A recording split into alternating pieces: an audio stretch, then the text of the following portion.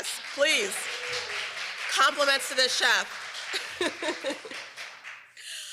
We're going to go ahead and get started, and we are going to get started with the film. But first, Sherrilyn Ifill is going to give us a little bit of a briefer on the film.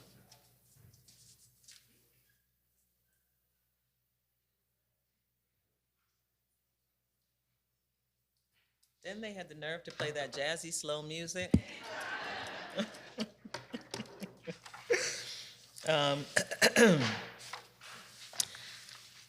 We went through a lot of different images that we were thinking about using for our cover art for this year, which always matters a lot to me. Last year we had the Glenn Ligon America piece.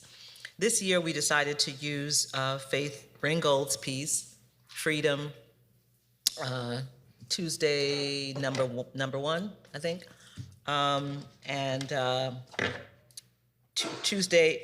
it's Freedom Flag #1 on Tuesday morning.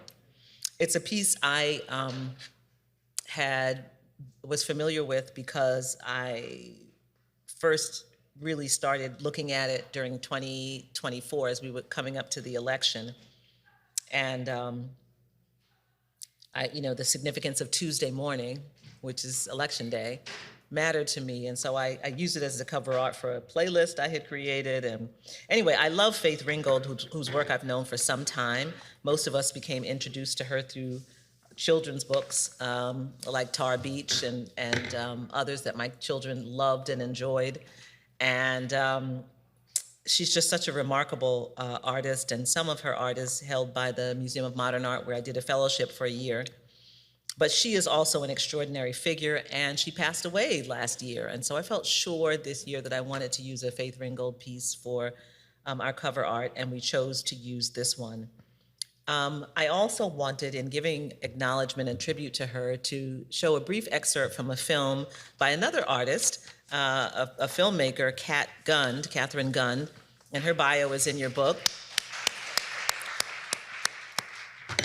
And she is an extraordinary filmmaker who has a new film coming out shortly, but she did this labor of love, and the film is about a work that Faith Ringgold created for the Women's Detention Center in New York City at Rikers Island in 1971, and about the effect of this work and about some of the women who were held in that detention center and who became artists.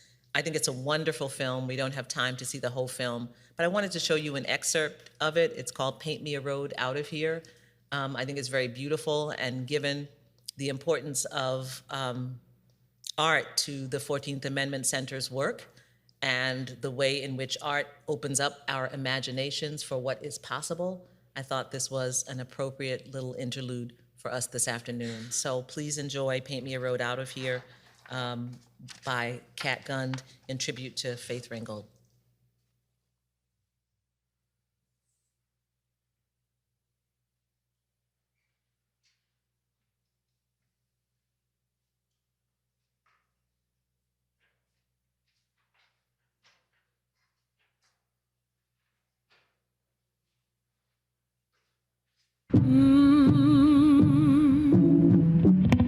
No one and nothing is safe in a prison,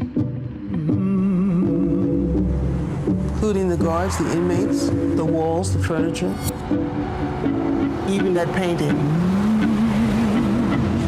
You go over the bridge, and it's like the bridge of no return. It is easy to get in and hard to get out. They didn't jail the damn painting because they didn't like the idea of this kind of freedom.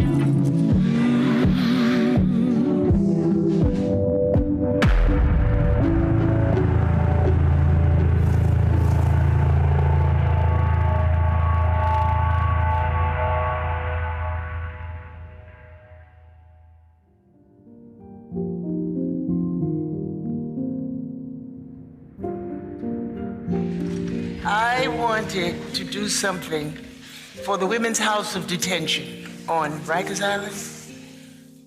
And I wanted to help them because it seemed that young women were going to prison. They're young. They're more often black or brown. They don't have much money, and they have children they must take care of. These are the women behind bars. I went there and I talked to the inmates.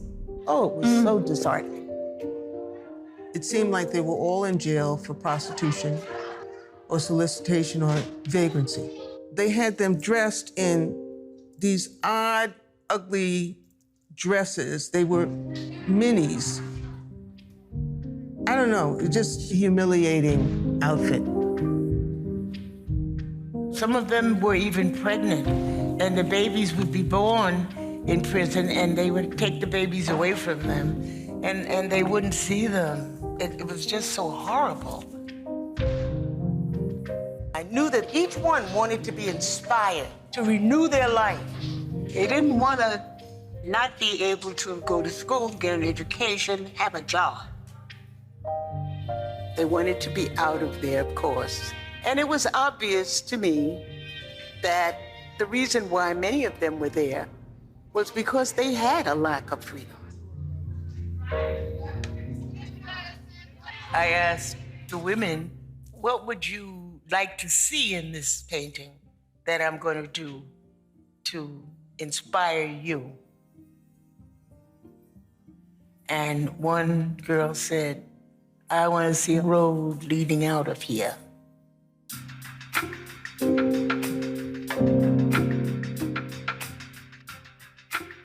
What I'm saying here is that if many of these women could participate in life in a meaningful way, possibly they wouldn't be in jail.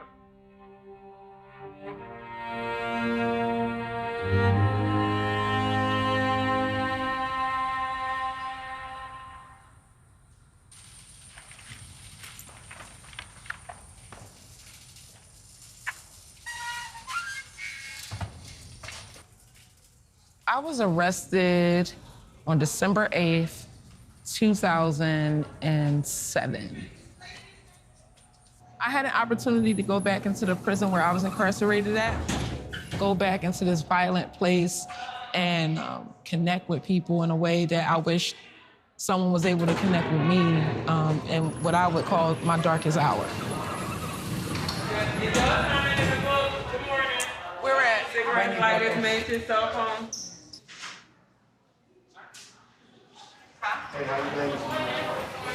Hey, Ms. Miller.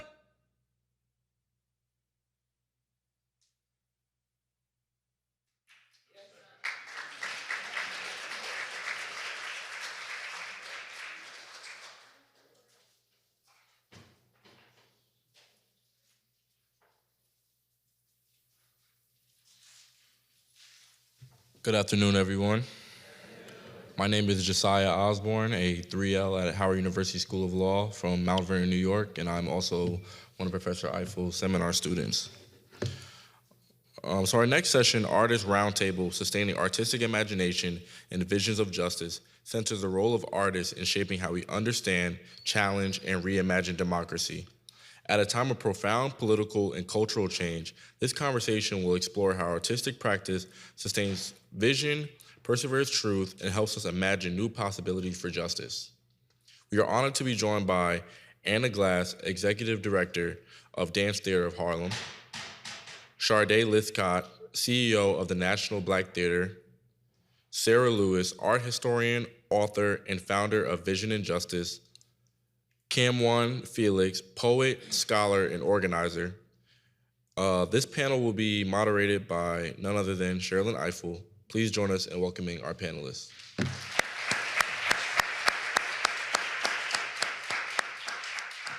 I am so excited about this panel. We just showed a little brief portion of the film that Kat Gunn made, Paint Me a Road Out of Here.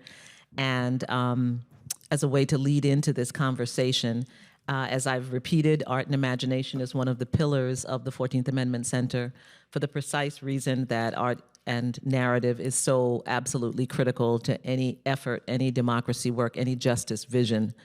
But most of all, in humility, because we need artists desperately at this time to do the thing that we actually, as lawyers, even the most sensitive civil rights lawyers, have no expertise in, that lawyers do have an expertise, that artists do have an expertise in, and that is imagination.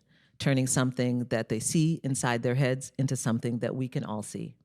And that's actually the project that's before us if we are to create a new vision for this country.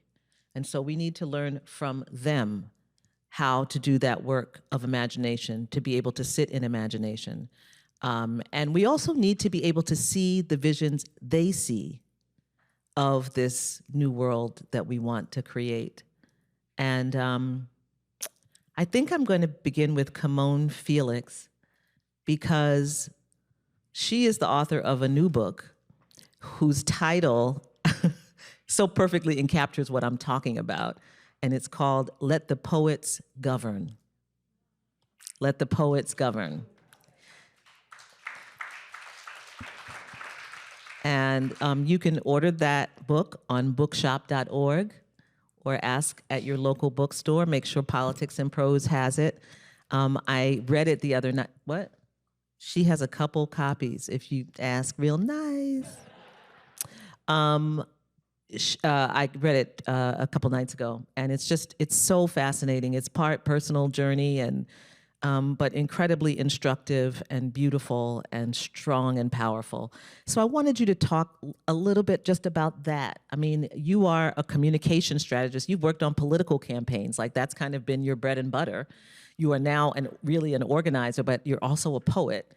And you weave all of this together in this book. And I just wondered if you might set the table with that journey before we get further into the conversation. I think you have your own personal mic. Wow. I've never had that before. That's special. So I'll start here. My mom is an attorney. I grew up in the poorest congressional district in the country, in the South Bronx. And most of my mom's work was to defend and protect so many of the people in my community, many of whom you saw in the documentary that we just saw together. Lived in a very, very small apartment, covered with books, every wall just covered with books. My mom insisted on there being a relationship to literature and a relationship to arts and culture, even though she's an attorney and, you know, she did her 4 years in law school and, you know, did her 4 years in undergrad. And throughout that time, there wasn't a huge emphasis on arts in the education that she was getting, but it still felt really important to her. So she instilled that in me. Grew up with Shakespeare and Aristotle and Plato, grew up with Maya Angelou and Toni Morrison and et cetera. And what that told me from early on, my mom actually, when I was like 12, gave me on my birthday a pocket copy of the Constitution and also Sula by Toni Morrison, right? She's something else. And I didn't read either for a long time because, you know, you're a kid and you don't really care about what your mama has to say at that age. But when I did read those two texts, that bridge that it created between understanding not just the function of the law, but sort of the premise of the Constitution and the kind of conversation that it's asking us to have as political subjects, as people who exist in a world that isn't necessarily designed to protect us. So I spent a lot of time when I was young. I was a policy debate kid. I spent a lot of time just thinking about how structures of law actually create the conditions around us. And then when I started writing poetry I started writing poetry when I was about 12, but really took it seriously around 17, 18, I started to see these different connections, these political connections that I hadn't necessarily seen before, but I wasn't seeing these connections through, you know, programs and books that were strictly about law. I was finding out about these connections in fiction, in poetry. June Jordan, right? Again, talking about Toni Morrison. The way that they were able to illustrate what our world looks like and the kind of imagination we need to have to advance it was super, super important to why I wanted to write at all. So coming to this book, because I worked on political campaigns, I was senior communications director and director of strategy for Elizabeth Warren's presidential, worked for Cuomo, unfortunately. And I spent so much of those years trying to understand, especially as a speechwriter as well, how do I bring poetics, the idea of the study of poetry, into the everyday work that I'm doing, and how does that shape the way that we think about our politics, the way that we think about policy? And so I've been lucky to have really special relationships with the principals that I've worked with, mainly because poetry is just not something they were really thinking about outside of its like oratory utility, right? Politicians think about poetry when it's time to get on stage, right? But they don't really think about the poetry that happens, that comes much before that. So it was really interesting spending time helping these politicians understand why poetry should even exist in their worlds. And it did, I saw it change things. I saw it change the kind of speeches that they were making. And in changing those speeches, saw that they felt responsible for bringing in a new kind of perspective or politics. You can't quote, June Jordan and then, talk about increasing funding for prisons. You can't really do that. So if you're going to be, as a politician, in conversation with these artists, even if it's because you just think that that's what the people who are looking to you are interested in, then you actually have to establish a politic and a rhetoric that matches or gets close to the artists that you want to be in conversation with. So really, I wrote this book as a way to try to contextualize all that, and also as a way to try to highlight the way that poetry has worked through history.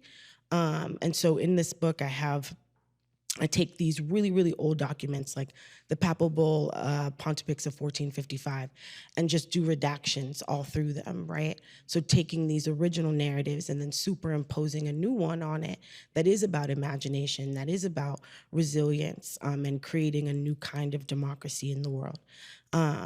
And so really this book is my opportunity, I think, to, like you said, bridge all of these worlds that I feel really, really lucky to be a part of, while at the same time trying to make an argument about imagination and about the future that I think, not that it is missing in this moment, but I think because the world is so terrifying and what we're up against is so terrifying, imagination feels futile or useless. But it actually is the only thing that we have and can own as thinkers. So yeah, that's why I wrote this book, and that's why I'm so excited to be here today. Thank you so much for inviting me. I really need you all to buy the book. I really need you to buy the book.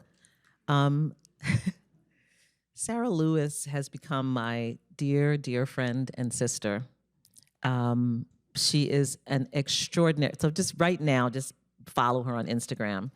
She's always doing extraordinary things. She is a brilliant historian of African-American history. She is an art historian. She is the author of a fairly new book, The Unseen Truth. She is a global figure. She is trying to drag me to Scotland this summer. She's all over the place talking about Vision and Justice, which is the project she created at Harvard. And we came together last year to co-convene an incredible conference in New York called Vision and Justice. And we brought together the 14th Amendment Center and the Vision and Justice program at Harvard, and it was absolutely extraordinary and amazing. And we just found that we are regularly speaking the same language. She has an upcoming exhibit that will open in the fall called If Emmett Till Had Lived, in which she invites us to imagine a different world. And moreover, Sarah, what I love about it is that you also, through this project, she asked me to write a piece for it, allow us to unimagine. We can also remove things from our imagination and see the world had those things not happened. And that's a way of acknowledging that it didn't have to go that way. That's right. And that is its own imaginative exercise. So I just want to tell you how much it really blessed me just to be a part of that book. And I would just love you to talk about what you're working on and thinking about and how you're seeing this connection between vision and justice. Thank you. Thank you. And as I begin, I'm going to ask for the clicker from the back somewhere, because I do have some images, but I don't think I have the clicker up here. I am so deeply honored. You know, anytime Sherrilyn asks you a question, the answer is always yes. You know, yes, I will come. Yes, I will speak. It's always such a privilege and honor to be in your company, to be able to be part of what you put together. And in this case, that allows us to think of the critical role of art and culture for justice in American democracy. Thank you, thank you, thank you. I have been asked to do a number of things. You know, we prepare for these panels and we have the questions that we are given. And so I'm going to do as I've been asked. I first just want to continue this conversation. And Ms. Felix, I'm getting your book. I've got it written down, yes, about why art and culture is so critical for democracy.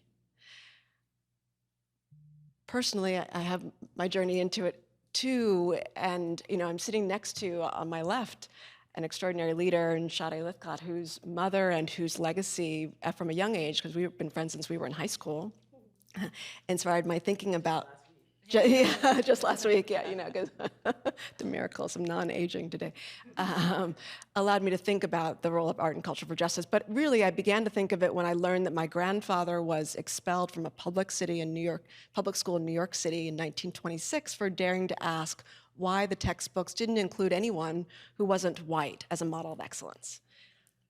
And I didn't know about this aspect of my grandfather's life. I knew he never graduated from high school. I knew he became an artist and musician until I was a sophomore in college and he had died.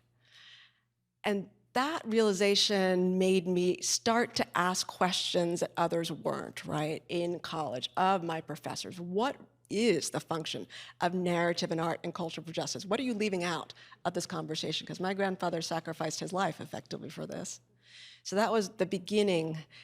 I think you all here, if you're coming to this panel, have asked yourself the same question. What is the role of art and culture for democracy? And I think that we together know, as we study the 14th Amendment, that it gives us clues that culture would be required, right? The various clauses give us a sense of that near desperation, right, on the part of the architects of it, conscious that insurrection, rebellion would take place, that the levers of Congress and law alone would not be enough. So what would be required, right? The work of culture in the end. And so it's meant that what was anticipated is that culture would be freighted with very serious work of asking questions such as, who is considered human, right? What do we value in society? And that's really the set of questions that gave birth to Vision and Justice as an initiative born at Harvard. It was born also of demand and the groundswell of interest in these questions, of needing a framework and a place to go to ask them. So it began with teaching at Harvard. The course Vision and Justice became the second highest demand course at the university in the core curriculum after 2 years, right, of teaching this. And that was born of me asking the question, what was I not taught when I was at Harvard that needs to be injected into the curriculum? And then it's now become this catalytic civic and cultural initiative that has programs, publications, I'll speak about the programs in a minute, research and curricular developments as its core. And we address these different questions in various different means, but the two means I want to salute are the two convenings, one of which Sherrilyn just mentioned. It was such a privilege to be able to continue this tradition of creating convenings by co-organizing one with you.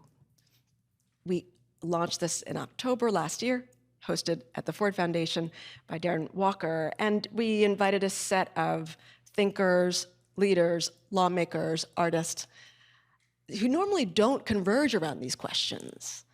And that, I believe, is what's unique about our extended civil rights moment in this generation, that we see the critical role that artists play as civic actors and are not seeing them as documenting what's taking place politically, but are as critical for the politics and its creation itself. And that I think is exciting, and it's what brings us all to this event as well.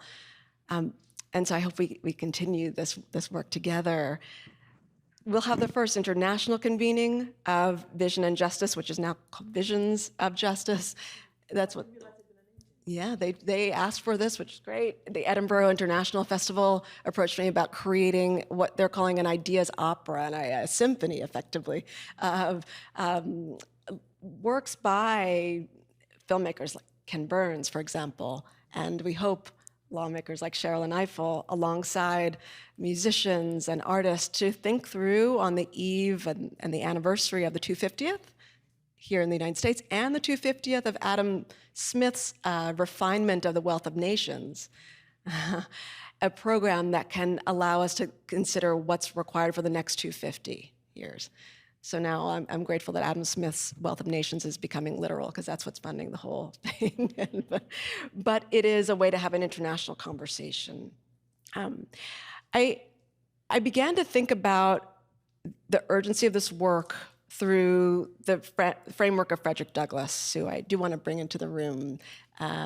You're seeing an image on the screen here of Frederick Douglass, who gave a speech in 1861 entitled Pictures and Progress, far ahead of its time. At the time of his speech, he argued that it would be not only force and combat or law, but the work of narrative and the work of culture that would help us achieve a sense of one another that would honor human life on American soil. And you're seeing in this comparative image the main reason that he saw urgency to the work of pictures. There are lots of reasons. It's the beginning of the photographic age, it's the democratization of the portrait, but he knew that images are becoming weapons to both honor human life, but to also denigrate it, right?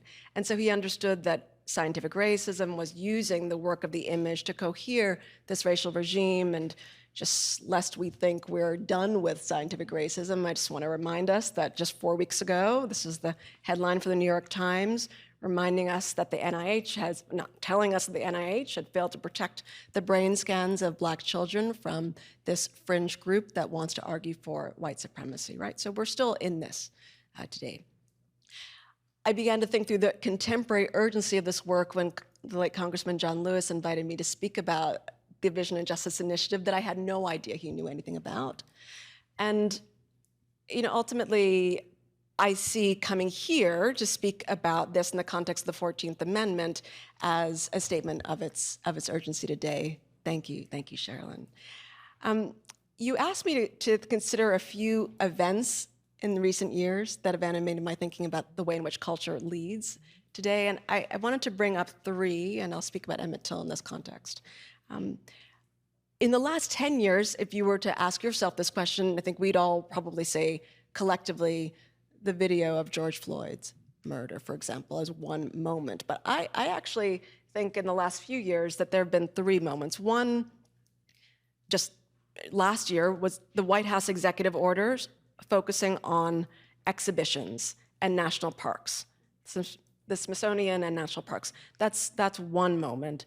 The second had to do with images coming out about family separation cases and ICE raids. And the third was the announcement by then President Joe Biden about the 3-site monuments to Emmett Till and Mamie Till Mobley. Those three moments to me cohere around this idea, which is actually the theme of the next panel, that we are still in a narrative war, right? And part of why it's so critical just to surface this idea is because as I've forced myself to deal with this, is that we've forgotten how long-standing this narrative war actually is. Why? Because we often consider propaganda as about a fascistic order that's not to do with the United States. We forget that we use propaganda, right, to justify the 3/5 clause, for example. And so we've had this narrative war at the start, this narrative war between culture and propaganda. Finally, I would say, I think that the way best to understand this narrative war is through the resistance to honoring Emmett Till. Why do we need a presidential order for this? So I'm going to show on the screen just a few images to remind us of this fact by way of closing, and I'll.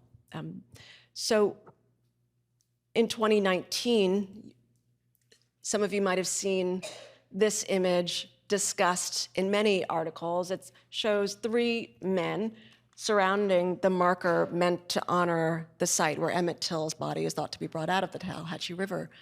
And they're standing proudly with guns in the evening, spotlit, portrayed with pride after this act, right, of rebellion, ultimately. They're standing next to the second marker that's been erected to Emmett Till.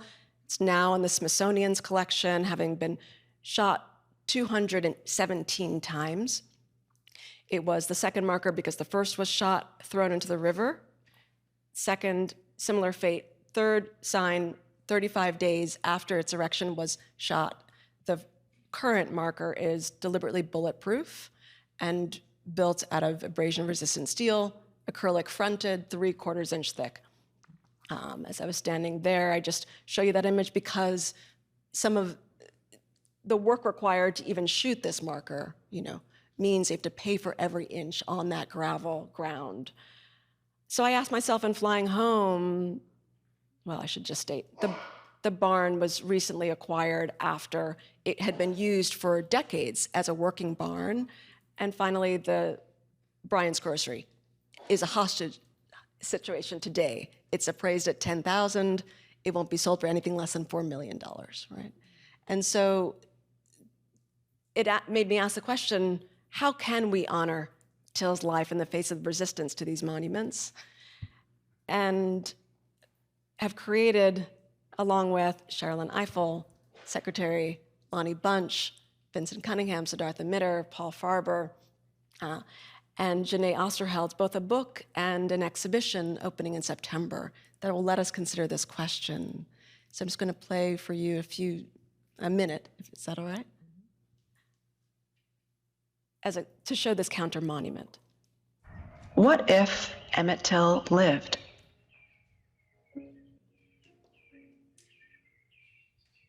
What if he had returned home still a child, alive and free?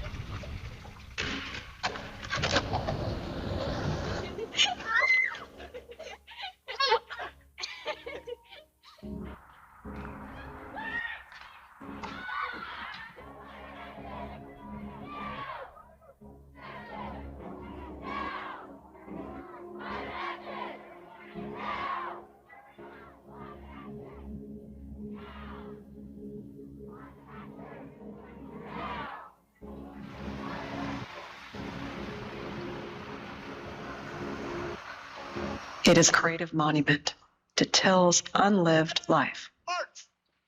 It lets us picture what could have come.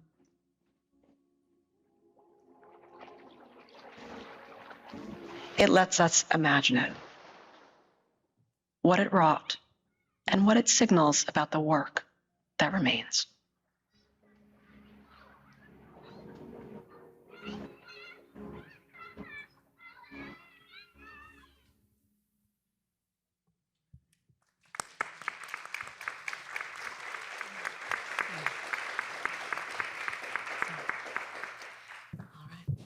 I'll end with that. Thank you so much for sharing that with us. Whew. I'm so excited that Sade Lythcott could be with us today as well. She is the CEO of the National Black Theater. And when Sade and I met, I said, oh, I know National Black Theater. I took a class there when I was in law school. So you said 3 years of law school. I did take an acting class. And I remember the place up in Harlem and, iconic building. And her mother, who is the founder of the National Black Theater, was and remains a legend, Barbara Ann Teer. And there can be no period that more exemplified the connection between culture and justice, between democracy and art, than that period during the 60s and 70s when Black artists were doing the doggone thing. And they were doing it buoyed by the frustrations of the end of the civil rights movement, the vision of what could be in a beloved community, the cultural reawakening and connection to Africa and the diaspora that happened during that period. And whether it was in literature, in theater, in dance, in music, there was this incredible renaissance that fused together the idea that the work that we were doing around justice was also artistic work. And Barbara Ann Teer was a leader of that. I just ask you to just look her up if you don't know who she is, and also like the most beautiful woman in the world with this huge mane of natural hair. She was just so gorgeous. And so Sade, I'm telling her I took this course, and she's like, that's my mom. And I'm saying, what? How could it be? And because she is leading this institution, this important, powerful anchor institution in Harlem, I wanted her to be with us to come and talk about the institutional part of this in a way, like not like, art has to be housed, somewhere. It's nice to just have art in the street, but it's also, artists have to live. Artists have to have space to create. Artists have to have materials to create. Artists have to have safety as they create. And given the moment that we're in this country, the challenges of institutions in maintaining those spaces and growing those spaces must be legion. I've run a Black institution, not an artistic institution, but a civil rights institution, and the challenges are always there. But one thing that just matters to me so much, and I'm gonna take this up with Anna as well, is just these institutions that feel everlasting. Now, I know that unless you do the work, they are not everlasting. But what I mean by the feeling, I mean how much it means to us. Particularly, I grew up in New York, so, the National Black Theater, the Dance Theater of Harlem, these are things that you just expect to be there in a way that is incredibly powerful and affirming. And in a moment when so much about our culture is being unraveled in other spaces that we don't own, this becomes even more urgent to have this conversation because it's real. So you don't have to stay within those lines, but I wanted to turn it over to you, Sade, to begin that conversation. Thank you, Sherrilyn. Thank you. Well, it's such an honor to be here with you all. Thank you for having me, but also really thank you for having us. We were just talking over at lunch. We don't get invited into academic settings often. That is one of the biggest tragedies, is that we're all asking the same question, but we're rarely in the same room to create solutions. So I really am so grateful for this bridge building exercise of the 14th Amendment Symposium. So, thank you for invoking my mother, Sarah, and Sherrilyn. I can't tell you how, the time is now, and the time is always now. I think about this question around imagination, and to your point, imagination without infrastructure disappears. And can we have these conversations around structure and infrastructure that holds the ability to imagine a future? And so the institution's role in this is really specific, right? It is to create that infrastructure. So I'll tell you a little bit of background about the National Black Theater, just in case you don't know. National Black Theater is the oldest and longest running Black theater in New York City. It was founded in 1968, this time of tumult and crisis in our country by Dr. Barbara Ann Tier. And what she understood as an artist, and I think that's really, when we think about the landscape of cultural arts organizations in Harlem, the ones that are enduring have two things in common. One, they were founded by artists. Studio Museum, founded by artists. National Black Theater, founded by artists. Dance Theater of Harlem, founded by the great Mr. Mitchell. So this idea that artists understood not only the power of what it means to kind of reclaim their authorship through ownership, but which creates the conditions for the idea of permanence. So in 1968, my mother, kind of exhausted by what she called, the two-dimensionality, these trope characters of Black life that she was subject to as an artist and an actor on Broadway and film and television. She very early on likened the audition room to a re-traumatizing of Black memory. So she would say, when you walk into that room and you're reading Vixen number 3, and they're asking you to smile bigger, perform, do that tap dance you do so good, that it re-triggers an ancestral memory. And I think long before incredible authors and scholars like Michelle Alexander, and we're talking about this, she was talking about post-traumatic slave syndrome, right? That when you walk into that audition room, we carry all of our ancestral memory with us. But what we also do is carry its wisdom. And that could be the antidote. So she walked away from Chelsea and downtown and Broadway, and she found herself in Harlem in 1968. On the heels of Dr. King's last speech saying, build Black institutions, in the midst of Kwame Braithwaite doing fashion shows up and down 125th Street, coining the phrase, Black is beautiful, while people wore their natural hair. This is the era of the birth of the Black arts movement, when we decide to reclaim our language and name each other. Hey, brother. Hey, sister. How you doing? Because that irrevocable, I think that's the word I'm looking for. See, I'm not an academic. What? Irrevocable. The irrevocable. See? That's why I'm here at Howard University. Is restitching our narrative. These families that were ripped apart, we could find each other again through our own language. And that's why theater is important. That's why it was important for her, that we could call each other and find each other in brother and sister.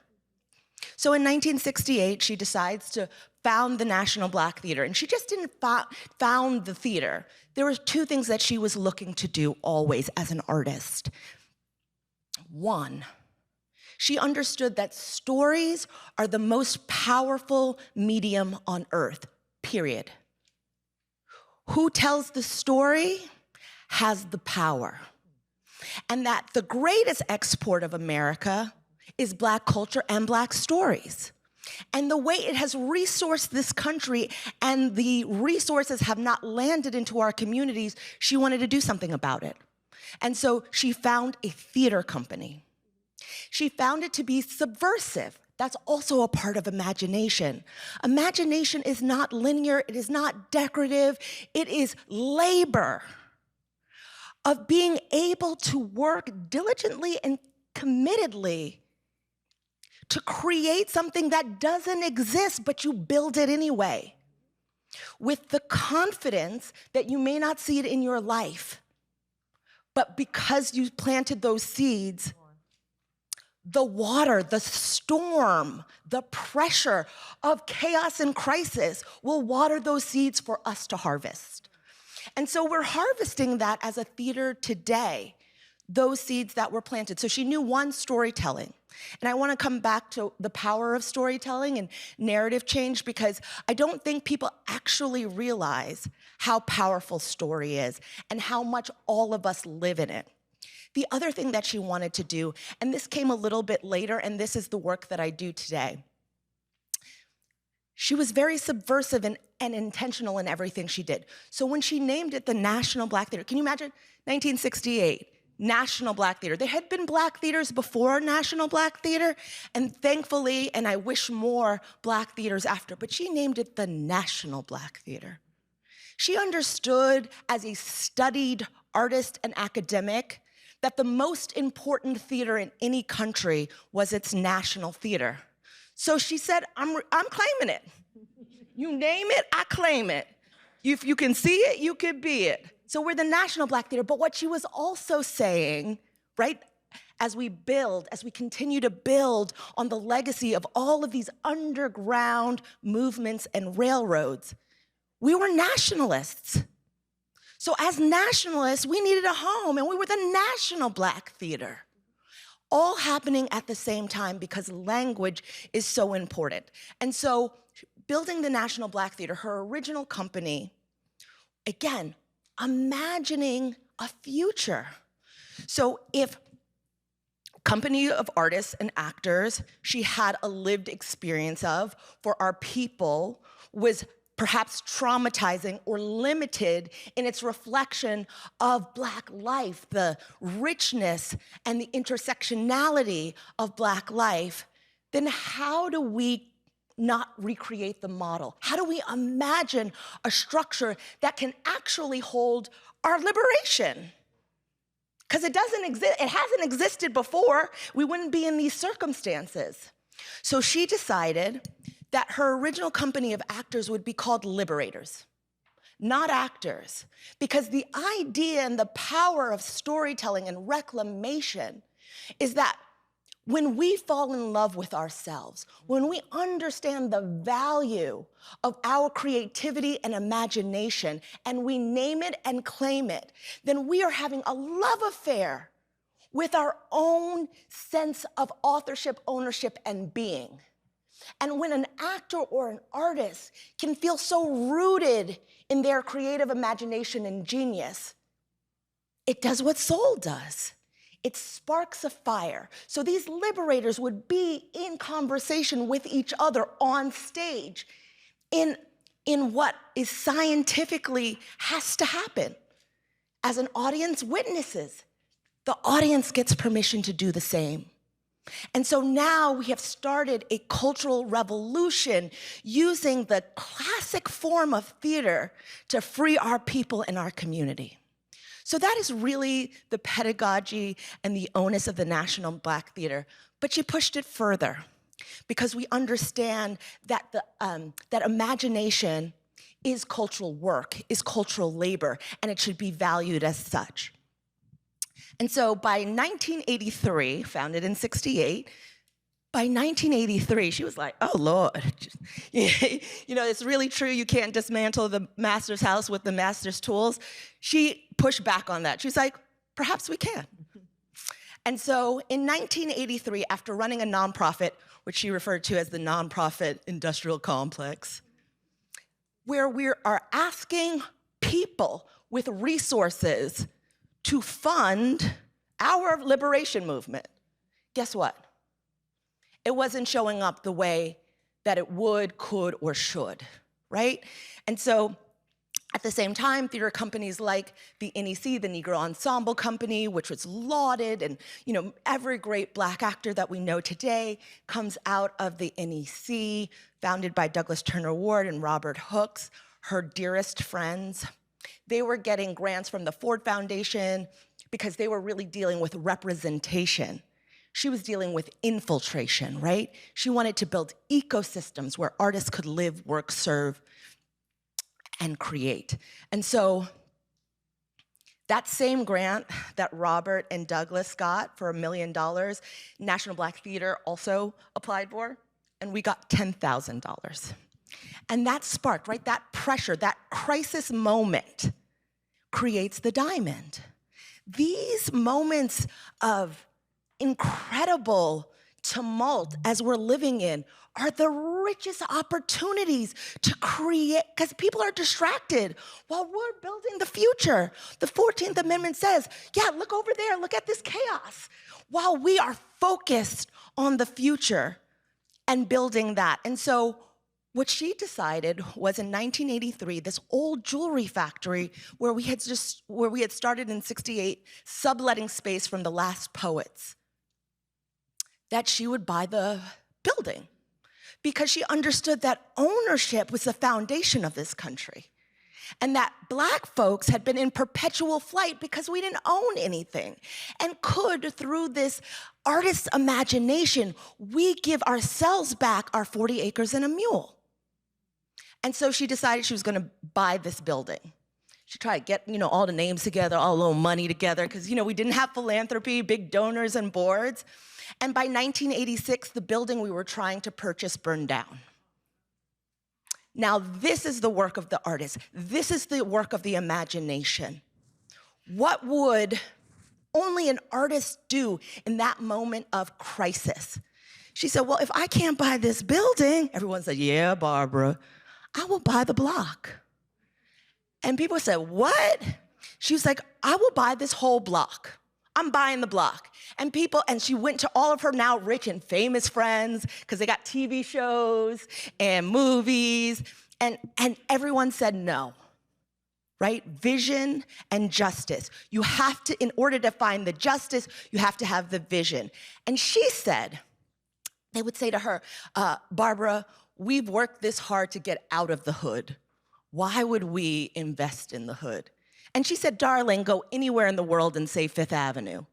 Everybody knows opulence, New York City, resources. Go anywhere in the world and say 125th Street. What y'all know? Harlem. What do you know about Harlem?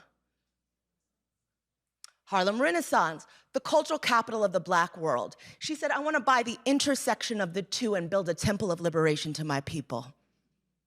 And so in 1986, she bought 125th and Fifth Avenue. And I'll stop there. I'll wrap in saying that vision that she would not see built. My mother died in 2008. That's kind of where I come into National Black Theater's story. Because she had the vision and did not get to see it into fruition, I get the privilege of the harvest. We are building a $100 million revitalization of 125th and Fifth Avenue as a 22-story mixed-use building for artists to live, work, create, and serve. And in that, we get to have this incredible love affair with our liberation every day. And as a theater where language is so important, this is the last thing I will say, language is so important.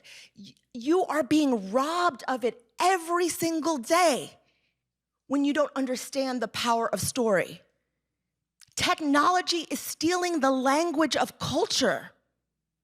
And we are becoming sheeps to that technology because we understand the language to be resonant to revolution.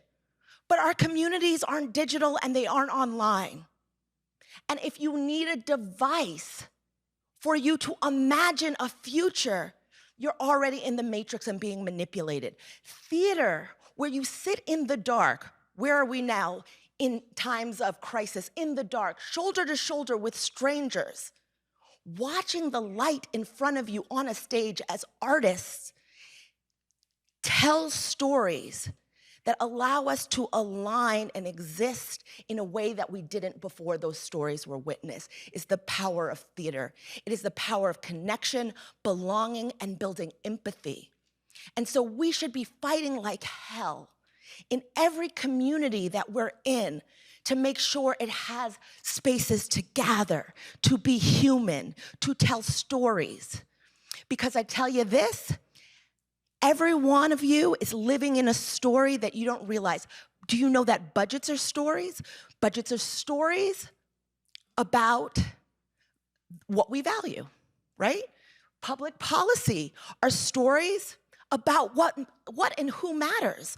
Laws are stories about what we agree to live in. Stories are so important. So we have to be actively creating the infrastructure to hold the imaginations of the stories we want to tell in order to exist in the future. And that is the work of National Black Theater, and that is the work that I'm so excited to partner with you and talk about today.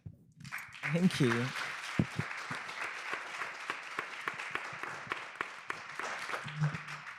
Do we have water for Sade? Because she just like did the thing, okay? I have to tell you, I always hate coming after her. This is the second panel that I've been on. I knew I should have walked faster, but my heels kept me moving slower. I need to Let me tee you up. Let me tee you up so you can get your shine on. Okay. No, Dance Theater of Harlem is iconic. You know, it is in some ways just, I don't know, there's a certain period of time when the stories of how artists were making their transformation, particularly in New York, was so incredible and so powerful. And the creation of Dance Theater of Harlem is one of them. And one of the things I really wanted to focus on for you is Renaissance. You know, the theater went through a tough time, and people thought it was lights out. And then the theater, and then the troupe arose again like a phoenix from the ashes. And I do think it speaks to this concept of resilience and the resilience of institutions, what we need to do to preserve it, why we shouldn't give up on our institutions, even when it looks like they kind of can't keep it going.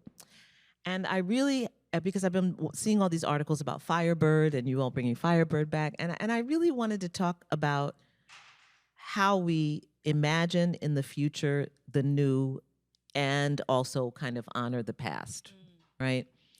That I've been saying, you know, I'm not nostalgic for the past. I mean, there are things that I love, especially artistically, but that I actually feel we are hardwired towards nostalgia, and that it actually takes much more energy for us to figure out how to think into the future and to imagine into the future.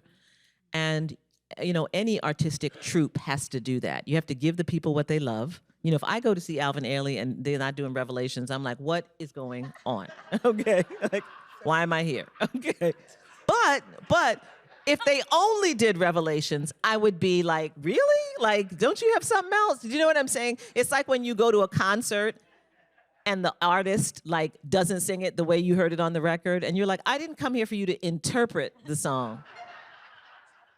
You know, you go see Stevie Wonder, he always says, I wrote a new song, and I'm like, that's okay. Just sing it. And I love me some Stevie, but I'm like, just sing the things, you know? So I think this is really a challenge, that it lives in that imaginative space where as artists, you have to constantly be creating, but you also have to kind of hold this thing where you're tethering people to the sense that anchors them to the institution, that makes them feel like this is ours. And so I just wanted you to speak to both of those. Sure. Well, thank you so much again for inviting me to be part of this. It's an honor to be here at Howard. My uncle was a graduate of Howard Law, Judge Wiley Daniel. So it's a real honor to be here. As Sade mentioned, Dance Theater of Harlem was also founded around the same time as National Black Theater. We came shortly, several months after National Black Theater was founded, around the same time as Studio Museum. And we were founded by a gentleman by the name of Arthur Mitchell, who was the first Black principal dancer of any major ballet institution. And as Sade referenced, you know, he made the decision to create Dance Theater of Harlem in response to the assassination of Dr. King. And, you know, he decided to bring this art form of ballet to Harlem, one, to give young people the opportunity to experience this art form, an art form that he believed gave our young people the tools to be citizens in our society, tools of discipline and perseverance, and most importantly, of believing in yourself. He not only wanted to create Dance Theater of Harlem to address and expand this idea around access to ballet, but to also challenge a deeply entrenched idea around who gets access to this art form, who belongs on the stage, and by extension, who belongs in the cultural and civic life of this country. Our origin story continues to shape everything that we do. It reminds us that art is not separate from the conditions of the world. It's in response to them, and in many times a reimagining of them. Ballet, as an art form, has historically been associated with exclusivity, and Dance Theater of Harlem exists to disrupt that narrative. To answer some of the questions that you've asked me, Sherrilyn, we think quite deeply about how do we continue pushing forward this art form. You know, how do we show up? Our presence is a statement alone. One of the things that Dance Theater of Harlem did early on, for those of you who are familiar with the organization, one of the ways in which we disrupted the art form is by putting our dancers in tights and shoes that match their skin tone. It was a statement that we were making once again about who belongs in the art form, by not allowing our dancers to wear pink tights, which from an aesthetic standpoint breaks the line. You know, ballet is all about the line, and if you have a beautiful chocolate dancer with pink tights, it sort of inevitably is sort of showing that we don't belong. It's sort of providing this art form, the gatekeepers to continue gatekeeping. But what Mr. Mitchell said early on is, we want you to bring all of yourself into the studio, not half of yourself. And so that was one of the things that we continue to do. As artists, we are constantly negotiating constraint, financial, structural, political, yet we are tasked with creating beauty, meaning, and possibility beyond those constraints. That is both the challenge and the responsibility of our work. At Dance Theater of Harlem, we think quite a bit about legacy, not as something static, as something we are actively shaping in real time. How do we honor the radical vision of Arthur Mitchell while also evolving to meet the urgencies of the present moment? How do we sustain an institution? That's my role. How do we sustain an institution born out of crises without becoming defined by crises? For us, that means continuing to invest in artists, not only as performers, but as thinkers, as storytellers, as Sade mentioned before.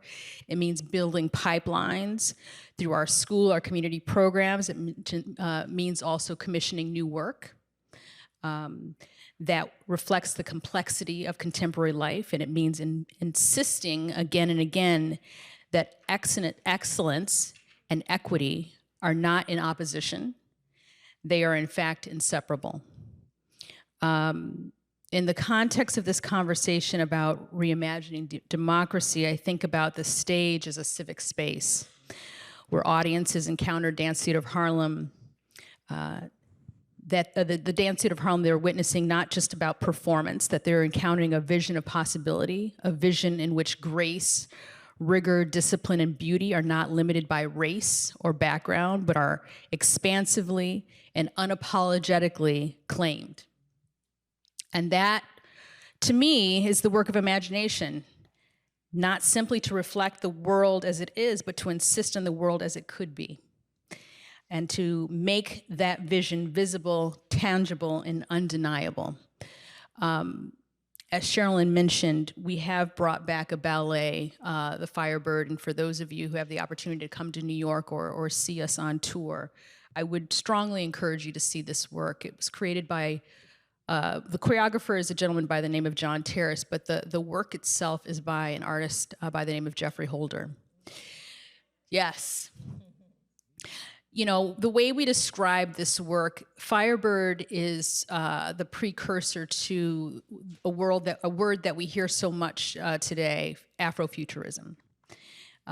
Arthur Mitchell, yes, and Jeffrey Holder both imagined what our culture would look like in settings of this very traditional art form, and really sought to create works that were expansive in that thinking. The Firebird for us is a work that has not been seen in over 20 years, and as Sherrilyn alluded to, Dance Theater of Harlem has gone through some very, very difficult financial times. We have persevered through that. I would absolutely describe Dance Theater of Harlem as an institution of resilience. It is important that we be here. It is important that we be here because this art form doesn't necessarily want us to be here. And so that is why we do the work that we do, because we are making a statement that when we say ballet belongs to everyone, we actually believe ballet belongs to everyone. And our presence on the stage, how we look, what we are doing, is also just to remind us around our responsibility of being in this society and what we hold as we do this work. So the return of the Firebird not only is a signaling of it is not only an artistic statement, an opportunity for you to see sort of this reimagining of a classic work, but it's also a signaling that Dance Theater of Harlem is still here, and that we are going to continue doing the great work that we have done for almost 60 years. So, thank you, Sherrilyn. Oh my goodness! Listen. I'm listening and I'm realizing this is an entirely New York lineup, and I apologize. I wasn't doing that on purpose. There's plenty of other amazing folks around the country. We're gonna mix it up next time. But I hope that you're getting what I'm getting from this, which is, especially in this time, and I think this is gonna have to be, I don't know how much time we have, none? Okay, this is going to be just a lightning piece, because I want to ask this question. Sade started out by saying we don't often get invited to these spaces and that there's this divide. Sarah, you may have figured out how, you may have unlocked the key with Vision and Justice to bringing these two sides together, and I think that's amazing. You're embodying that in your person. It's all in you. I want to understand how, going forward at this incredibly dangerous time in our country, when we are experiencing not only a time of democratic fracture, but an intentional distancing of us from our humanity, an intentional distancing of us from the beauty of being physically present with another person. Yeah? When we are being challenged to not believe what we see. One of the things I love about going to see dance is that I could watch this on PBS, but now when I'm sitting here, I can see the discipline, the commitment, the things you can't see from a distance, right? When you go to a museum and you see that work of art, I mean, for those of us who are not artists, don't you you walk up to it and you're like, what? That was painted? That looks like, and then you see its tiny little cross hatches they did with a pen. You're like, what the hell, right? You can't get that unless you are in proximity to the work, and that opens up for you the mind-blowingness of our humanity.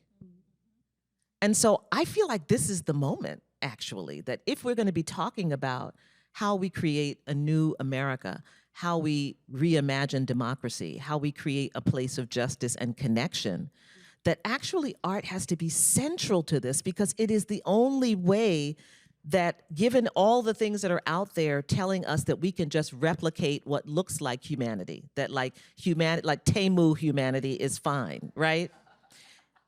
That everything that drives us into absolute confrontation with humanity is going to be essential if we're going to have another space on the other side in which we are a true country. So I just want to round robin you. I'm going to start with you, Camoghne, just to say, in this moment, what is the need? What is the need? I'm actually going to be quite specific. So I teach creative writing multi-genre at the New School in New York City, both in our MFA programs and in our undergraduate programs.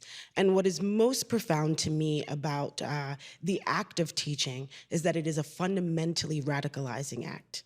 And that every time someone comes into your classroom with the desire to be studied and to study, we are offering them not just an entryway into the foundational institution of thinking that Black people have always been masters at, right? But we're also establishing a lineage and tapping back into the lineages that have grounded us and brought us here. So one of my most practical sort of solutions is, I think about this all the time, there is not a single Masters of Fine Arts program in any HBCU across the country, which is a deeply, that is an injury, right? MFA programs, I mean, you know, birthed some of the most important artists of our time. My MFA program was deeply, deeply moving for me and important. I wouldn't have been half as successful as I was without the mentorship that I got from the Black faculty that I was able to interact with, and that was only 2. I was the only Black person in my MFA program, and I was 20 years old. Imagine being that young, being formed as an artist, and not having the infrastructure around you to protect you. I had to come up with my own strategies as a way to figure out, how do I establish and make art that is rooted in Blackness, right? There had to be strategies in how I interacted with the faculty that I was with. So that's a very practical solution. Makes me deeply sad, especially at Howard. And I know that Howard is actually trying to start an MFA program. I think so. Are there any deans or presidents here? No. If anyone in this room has a significant amount of money that they'd like to donate to such a thing, I'd be Thank you for that grateful. specificity. I appreciate it. I really do. Sarah. There's so much to say. The urgency of the moment. Well, we have a crisis of regard. You know, in terms of we don't have the ability. We have slavery has so dehumanized the gaze that the legacy of that is still what we're contending with. And I think we've also underestimated the power of culture and the arts to bring us into proximity with each other.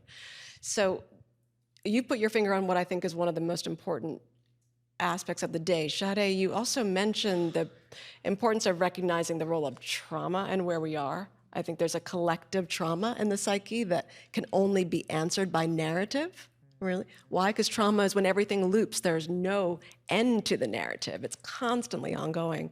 That's when artists come in as well.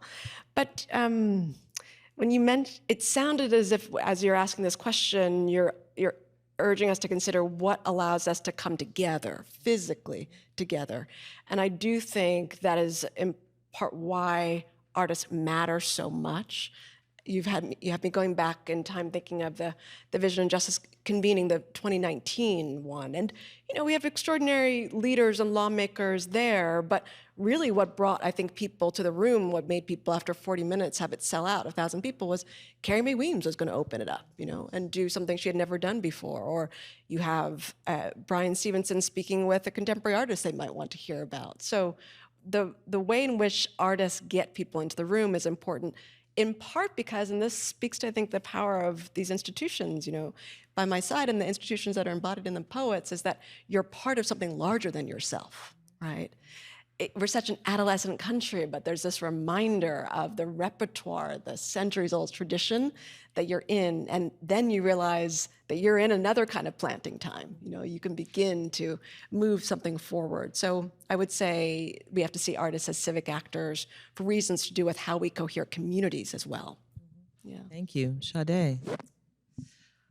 I would say we have to learn how to listen better. Listen with intention.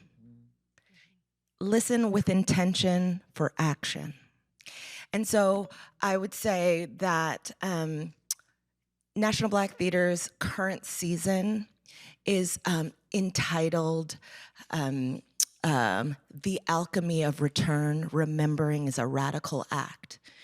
We're intentional about our language, not just because what will be performed on stage, but we understand that the context of that kind of civic engagement, the prompt to give power and voice to remembering in a time of crisis is radical. And we haven't announced it yet, but our next season is called Just Beyond the Horizon. Right, this idea of imagining. So how do we listen so that we can respond with action? It sounds a little esoteric, but when you learn how to listen and not just be quiet or wait to speak, but really listen, a lot of the answers come to you. I would say the second thing is we need to fight like hell, and this is kind of what you're all alluding to, for spaces to gather. We cannot be afraid of. Does anybody kind of freak out a little bit when their phone rings? Like, how dare you call me? and don't get a FaceTime that's unsolicited, right? We don't know how to be with each other anymore. A text will do fine. Let's push ourselves past the artifice of what connection has turned into being and fight like hell for libraries, for basements of churches, for theaters, to gather and to be with each other, to sit next to people we don't know, because that opens a portal to imagination.